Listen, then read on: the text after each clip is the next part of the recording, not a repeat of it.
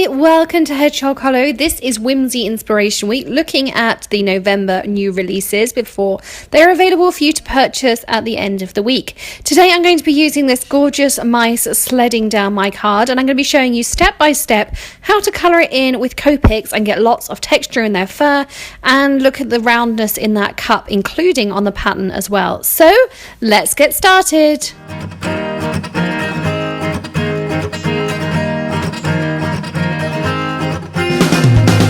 This is a preview. I have a digi file, but the red rubber stamp is now available next week, and so I will link to that underneath the video as well. I printed it on some Express It cardstock. This is the cardstock we used in the Copic class, and I was really happy with how it behaved. I didn't get any bleeds, so lots of great things about it. Now, whenever you're colouring with Copics, you also want to have, and I'm just grabbing it here, just a piece of scrap paper underneath. So this piece of printer paper, I was printing a recipe, I got a bit extra, and that is some absorbency. So the idea is you saturate your card with the first layer and it will bleed through to the other side. And then this gives it somewhere to go. If it doesn't have anywhere to go, it's going to bleed outwards and you're not going to get a sharp coloured image. So I'm going to now work with my Copics and start colouring this in. So I'm going to be using an E34, an E35 and an E37 for my mouse. And I'm going to be using the dotty effect to make him look like he really does have fur. And then we can start working on some of the other areas. I will list all of the Copic colours I used on the blog as well. So if you're looking for those, do hop on over to see that too.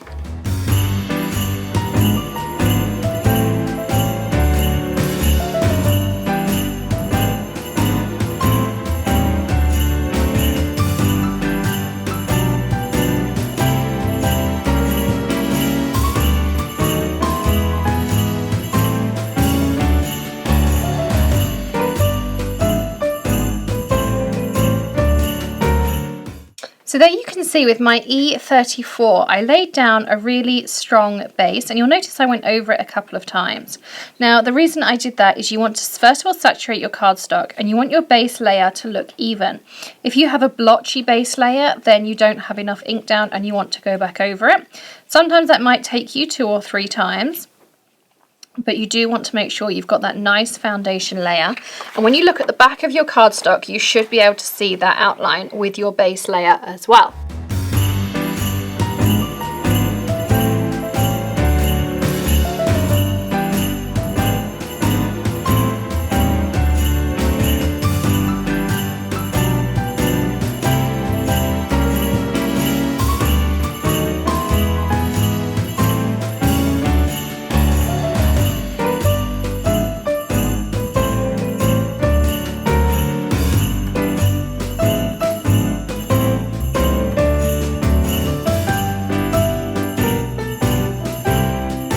So you'll notice that I'm adding shadows very much in a dotted fashion rather than the typical lines.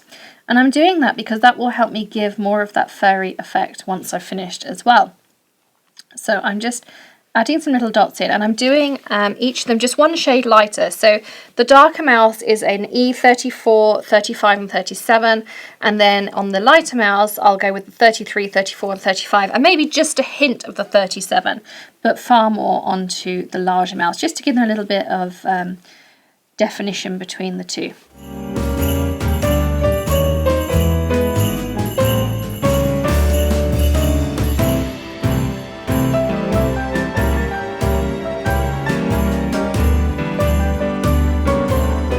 I'm also using E93, although it's brown, it's a really nice blush, and I'm just adding some flicks around the cheeks here, just where they would sort of have that rosiness, like so. And you'll have noticed how I did those nice dots, and I'm going to go back over my base layer and add some more of those dots in some more of those more shaded places. And what you'll notice when you see the close-up photos at the end is it just adds that little bit of texture, almost like that nice furriness, and you'll see how nice those blush cheeks are. So rather than doing circles, when I was on those Copic courses, they were talking about doing these sort of cheekbone blushes, and I really have seen a nice difference in my colouring since I've been doing that.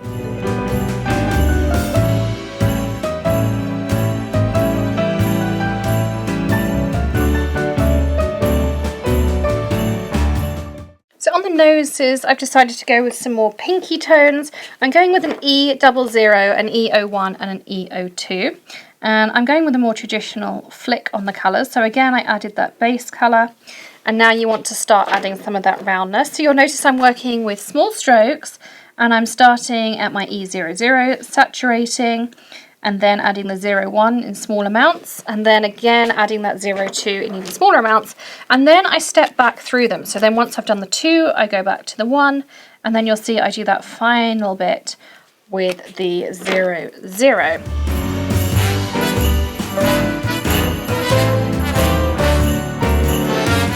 For the tongue, I'm going to do a base of the 00, and then I'm just going to add a hint of this natural lipstick, the E04. It's a really nice pink for lips and areas that you might just want to add that little bit of texture to. And I'm going to fade in some of that E00 into the mouth there. So now I'm going to start working on their scarves and things, and I'm going to use probably some greens and some reds just to keep it nice and festive, and then I'm going to work with my cooler blues in here as well.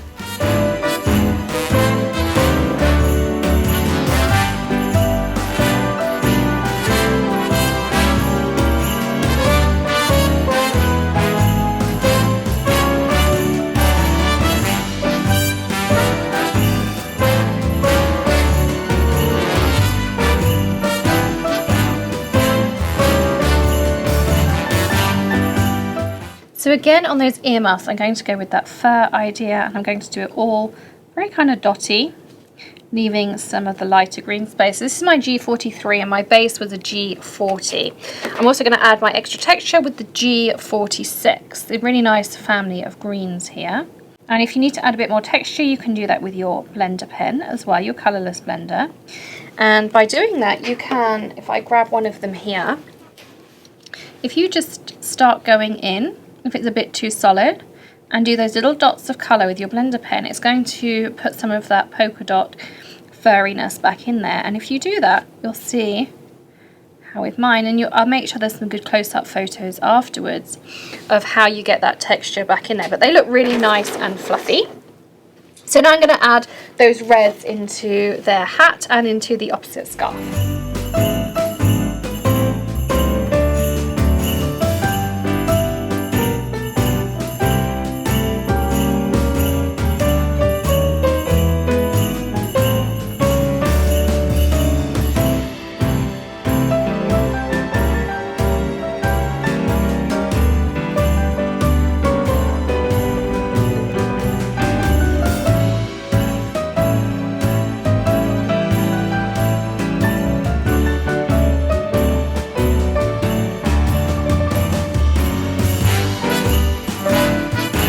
So now we want to work on some of these other areas, and for their little bit of belly that's sticking out here, I'm just going to do some flicks of a warm grey, and that's just enough tone to make it kind of have that lighter appearance, and that was a W1 that I used in there. Then for their mittens, I want to go with a grey, so as though they're white mittens. So I'm just going to use a neutral one just to add a little bit of colour. I'm not doing that all over, I'm just trying to catch the edges, so that there's still some of that white in the middle there. So it looks like there's a white, but still going in there. Now to do the snow, where they're sledding down here, I want to try and add some movement to it. So I'm going to go with my C, and this is a C0, and I'm going to start penciling in where I want some of that colour. And I'm following these lines here that are on the image, and I'm kind of just pulling back. And I'm going to do the same along the front here. I'm just going to make those lines. And if you do this with your lightest colour, it's a really good way to practice your flicking, and also where you want some of that shadow. So now I can take my C2 and I can add a little bit more detail in. And here I'm going to just, again, do that dotting. Really effective technique. And I've got some more dotting techniques we'll be doing very soon as well. Now to add a little bit more coolness in, so they were our cool greys, I'm going to add some blue. So I'm just kind of, you can see I'm always curving some of these flecks. And again, I'm going to put some dots down here, just into that build-up of snow that they've got. And I also grabbed my BG, and then there's 4 zeros. So I'm going to fill in even more, even kind of going up behind, and I notice here I've missed their tail, or his tail actually, I should say. And it looks like there's a little bit of ear there as well, so I'm going to go back and fill those in too.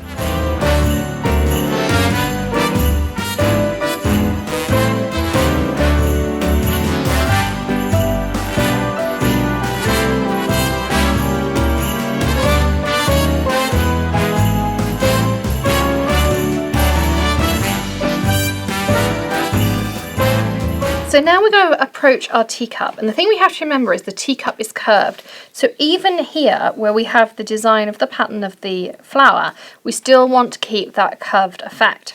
Now you could do it in various colours, but I'm going to choose some neutral greys because I want to have kind of a white cup, and I may even add some blues into it as well afterwards.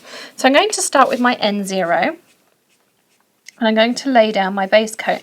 Now because I want this to be white, I'm not going to do a saturated layer.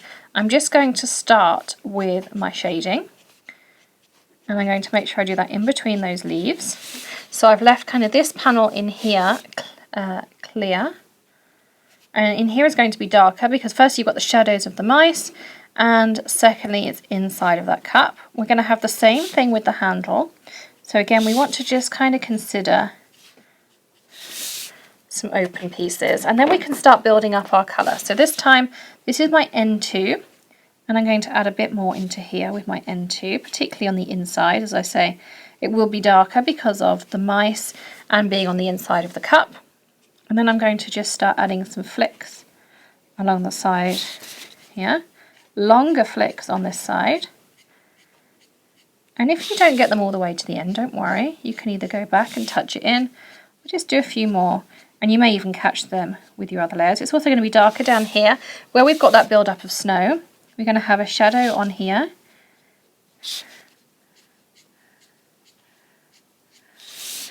Like that. Touch that in. And now my darker shade, I'm actually going to go with an N3. You could go to an N4, but I just think it's a little bit dark. So again, I'm doing some really small little flicks in there. Really small flicks on this side. Bit down the bottom here, and we're also just going to have a tinge around their hands where they're holding on,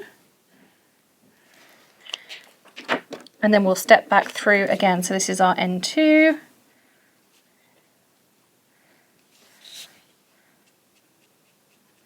we're going to soften the edge of those flecks,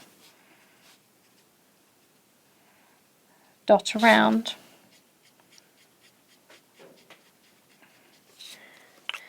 And finally go back to that N0. So again, I'm going to pull that out.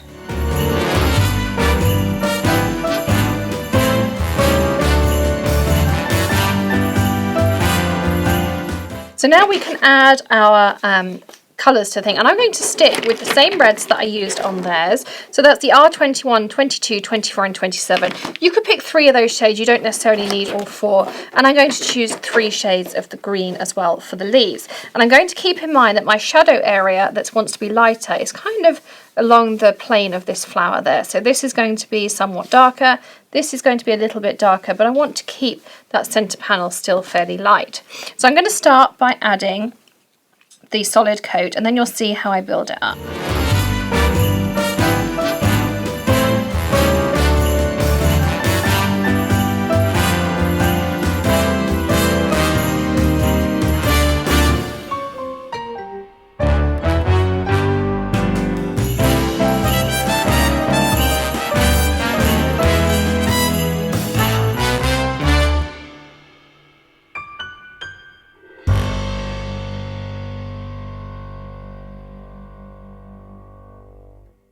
So you can see there how I kept kind of this plane of the flower and these centre bits of the leaves much lighter, and that still helps you give that nice round illusion as well. And we'll add some sparkle and things to the background in just a moment too. So I cut my piece out using the My Favourite Things STAX. I really love these. They're a little bit more interesting than just doing a rectangle or something. And they come in this rectangular or they come in the squares. And I'll link both of those up in the description. But I just love that extra bit of interest they add. I cut a piece of Lawn Fawn Noble Fur, the same in the green as well. and that's just in the size bigger. You'll also notice I cut this with a bias towards putting the piece at the top so that I can stamp a sentiment along the bottom here. This will still fit in my Misti because you've got corners and things, and I could put it down this end. It's just that you've got the curve down there. It'll still be nice and straight, and I'm going to use my Misti Creative Corners to help me get a nice straight sentiment. And I'm using from, it was the Cass stamp set last month, so that's the free customer appreciation set. And this month it's now available for purchase. It's called Snowman Tidings. And once I put this on, I'm going to put this on to the left side. And my Misti Creative Corners will just help me get that nicely lined up. Just give me a nice straight sentiment. I know it's a little bit of a wonky one in general, but I like it to be as straight as possible. I'll pop a magnet on there. Now you can leave your creative corner in there while you stamp, but what I tend to do is, if possible, I pick up my stamp and then I remove the corner, and that's sometimes an easier way to go. It depends on how big the sentiment is and where you're putting it as to whether that will work for you. And you'll see me show you some other ways in other videos too. So I'm going to stamp this out just with some plain black ink, and I'm going to stamp it twice just to have a nice strong image against the toner on there as well. And I have a laser printer, colour laser, and I find that if I put it on the transparency setting when I put the Express It cardstock through, I get the best image from my stamp. As I say, it will be a red rubber stamp that's available for purchase next week, and this was just a digi image because it was new. So I'm going to stick this one back on here, and now we can mount up our card and add some nice bling and things. So first of all, I'm going to use my funky tape runner to adhere these two together, like this.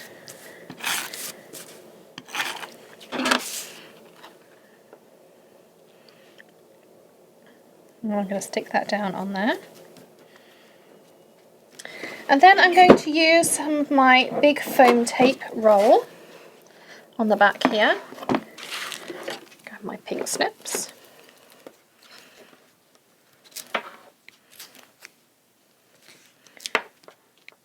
So. And this piece I'll just keep on the edge, and that will be absolutely fine on there. It still comes out nice and sticky.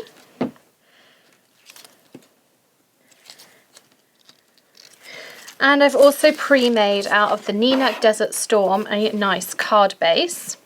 And so now I'm going to stick this onto here and layer it up again.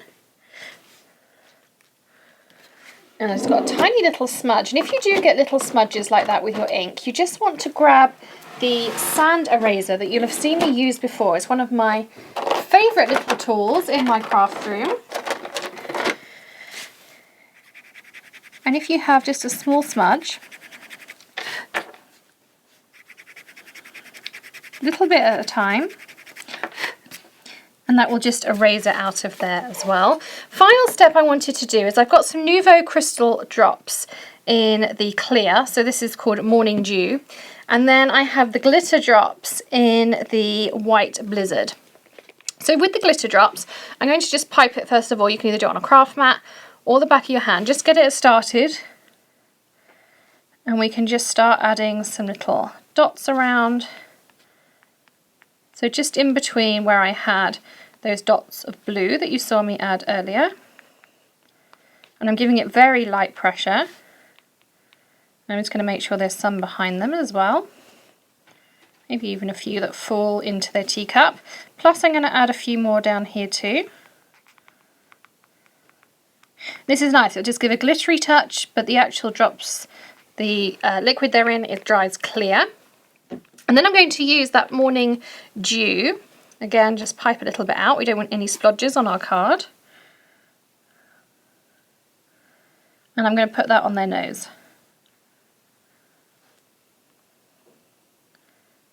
Like so.